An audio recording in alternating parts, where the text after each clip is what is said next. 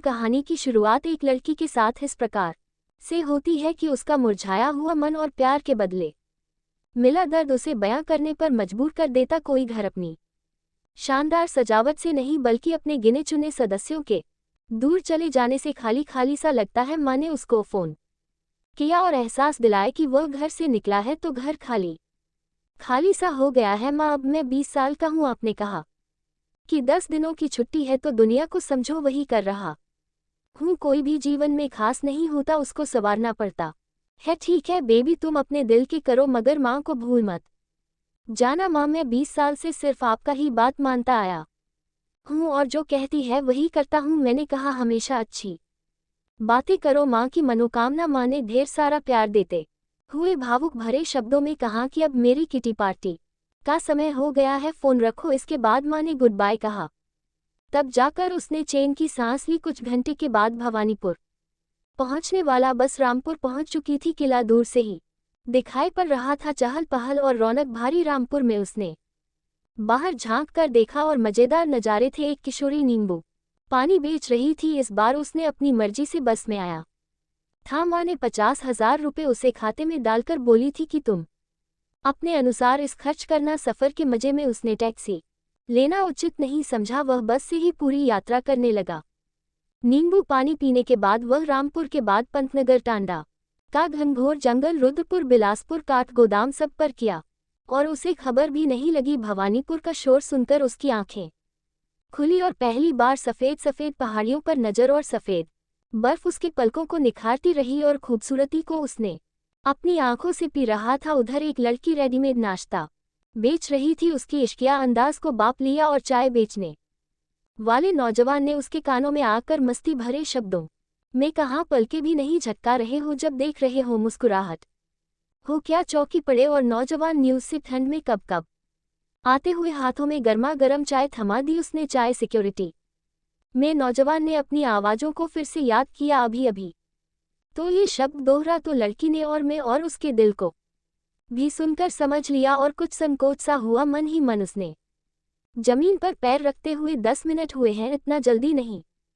मगर ये समय दोबारा नहीं आएगा। ये सोच समझकर मौका डाल नहीं जाए। ये तजुर्बा कैसे होगा, इसका संतुलन कैसे बनेगा। नजरे बगैर हटाए ही बड़बड़ाया, और बचपन में मैंने ये सीखा था कि समय के साथ फोटो लेते समय अपनी सांसों को भी रोककर रखना है। जब मेरी आंखें अपनी सांसों को रोककर दिल को बना रही तुम्हारा स्केच किया। बाद उसने नौजवान की तरफ देखा और तो वह तरसती गई उसके आसपास की लड़की और लड़कियों की स्केच को देखकर वह मन ही मन काफी प्रसन्न हो गई और शर्म से लाल हो गए। पर 10 मिनट में ही दोनों की गपशप शुरू हो गई। अगली टूरिस्ट गाइड 4 घंटे की 300 रुपये मेहनत आना लेती है। यह बात सुनकर सचमुच उसके मन में बहुत ही सुविधा सी। वह लड़की उचित दामों में गेस्ट हाउस में उसे एक रूम भी दिलवा दे और अगले ही दिन पूरा नैनीताल घूम लाए। पूरा नैनीताल घूमने में उसे केवल मात्र 500 रुपये ही खर्च में कमाल हो गया। वह लड़की तो सिर्फ चमत्कार कर दी। दिन भर समझ में नहीं आया कि वह कैसे शाम हो गई। भवानीपुर कितनी ही ऊर्जा से भरी हुई है। कमल की लड़की के लिए एकाध बार उसके चेहरे पर अजीब सी उदासी देखकर बोली, यह को अनारदाना खा लो, मुंह में रख लो, सेहत बन जाएगी। उसने अनारदाना चुपचाप से खाकर कहने लगी, तुम्हारा मन किसी उपाय से कोई फर्क नहीं पड़ेगा। घूमने से, संगीत में कलाकृतियों से ही बस थोड़ा ही फर्क पड़ता है और कुछ देर के लिए निराशा और बेचैनी से बस तुम उदासी तोड़कर जीने से दूर होता है। यह मूड खिलाफ बगावत करने से दूर होता है। हर माहौल में अपनी आंखों को मिलाकर खड़ा रहना ही बहादुर है। शान से इंसानियत तक जीने का मजा और जागरूकता से लोग अपनी भीतर जितना भी जीवन है औरों को बांटते चलो, फिर देखो तुम्हारा समय कैसे अच्छा होता है। अपनी बात पूरी करके उसने 6 घंटे के पूरे पैसे उसे थमा दिए। उसके बाद वह रानीखेत और अल्मोड़ा वगैरह की यात्रा करने के लिए समझा दी और कुछ ही देर बाद वह बस पर चल गई। वह जाने के बाद 4 दिन कैसे निकले इसके बारे में सोचता रहा। सब कुछ अच्छा था लेकिन वह लड़की उसके साथ नहीं थी। वह काफी सोच रहा था। उसके बाद वह फिर सूखी लकड़ी से बनी एक कलाकृति खरीद कर थल की फैक्ट्री में उसने माँ की सहेली और दोस्तों के लिए भी कुछ साल मफलर टोपियां ली और उसके बाद पिथौरागढ़ के लिए रवाना हो गए। यात्रा बहुत ही रोमांटिक और सुकून भरा था। मन ही मन उसने अपनी माँ मौके को बेकार कर दिल के सामने बेकार कर समय नहीं था, एक दिन और बचा था बस जोली कोर्ट और 2 गांव घूमने का। नीचे किया और देख रही थी कि उसे लड़की हाफते हुए उसके पास आकर बोली, जरा सेटिंग कर दो ना क्या मैं, और एक्टिंग कर दो ना मेरा।